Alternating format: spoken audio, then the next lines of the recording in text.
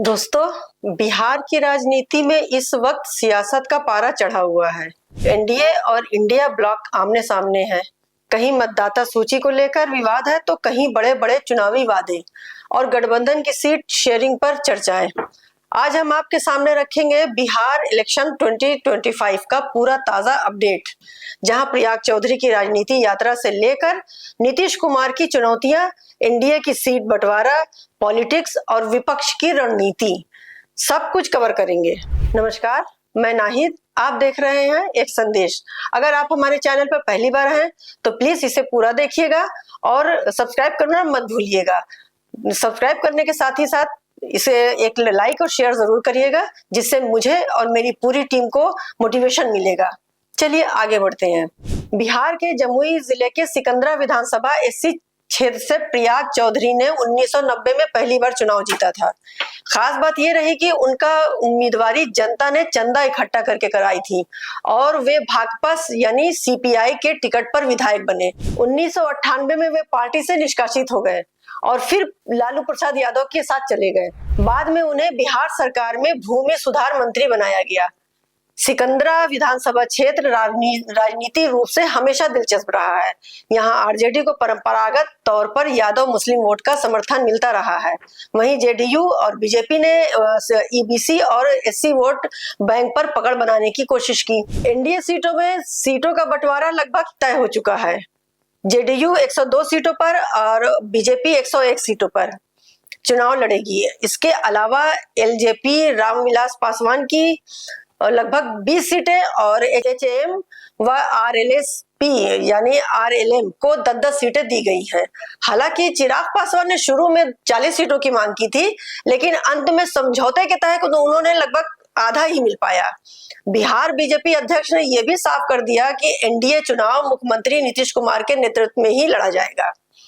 2025 का चुनाव नीतीश कुमार के लिए पहले से ही कहीं ज्यादा कठिन बताया जा रहा था, जिसकी 4 मुख्य वजह हैं। प्रशासनिक भ्रष्टाचार का आरोप, कानून व्यवस्था को लेकर जनता की नाराजगी, नीतीश कुमार की उम्र और स्वास्थ्य पर उठ रहे सवाल, एनडीए के भीतर आंतरिक कलह। जेडीयू ने एनडीए गठबंधन पर तंज कसा है कि तेजस्वी यादव को अभी तक मुख्यमंत्री पद का चेहरा क्यों नहीं घोषित किया गया।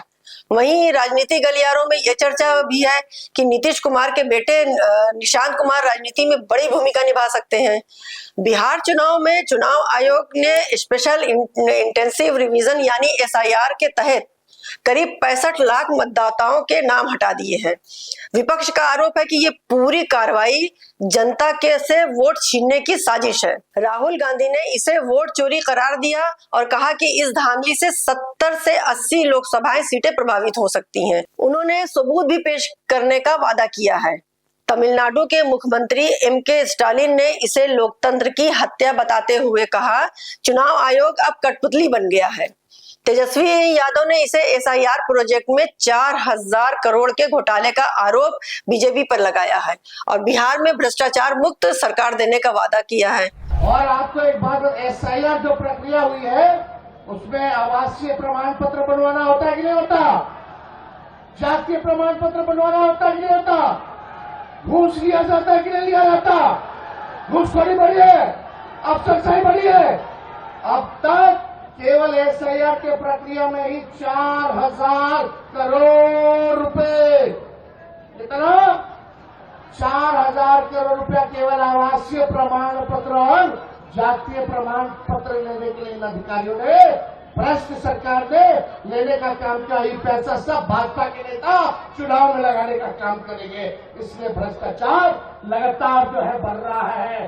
हम लोग की सरकार आएगी तो भ्रष्टाचार मुक्त, अपराध मुक्त सरकार जो है हम लोग जो है देने का काम करेंगे। इंडिया गठबंधन ने वोटर अधिकार यात्रा शुरू की है, जिसमें प्रियंका गांधी भी शामिल हुई और उन्होंने कहा ये लड़ाई जनता के वोट और अधिकार की है।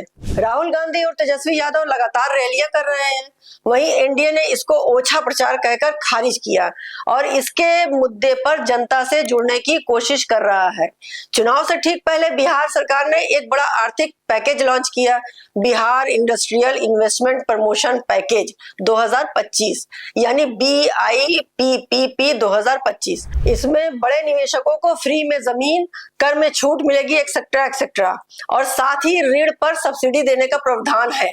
सरकार का दावा है कि इस योजना से राज्य में रोजगार, निवेश और सामाजिक कल्याण को बढ़ावा मिलेगा। नेपाल सीमा से 3 संदिग्ध जैश ए मोहम्मद आतंकवादियों के घुसपैठ की सूचना के बाद बिहार पुलिस हाई अलर्ट पर है।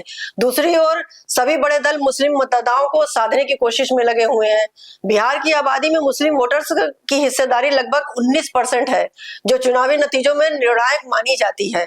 दोस्तों, बिहार चुनाव 2025 केवल सत्ता की जंग नहीं है, ये लड़ाई है लोकतंत्र, जनता के वोट और बिहार के भविष्य की। एक तरफ एनडीए नीतीश कुमार के नेतृत्व में फिर से सत्ता पाने की कोशिश कर रहा है, तो वहीं दूसरी ओर इंडिया ब्लॉक चुनाव आयोग पर सवाल उठाते हुए जनता का भरोसा जीतने के लिए मैदान में है।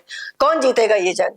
क्या एनडीए का नीतीश फैक्टर काम आएगा या विपक्ष की वोटर अधिकार यात्रा बिहार की राजनीति का दिशा ही बदल देगी?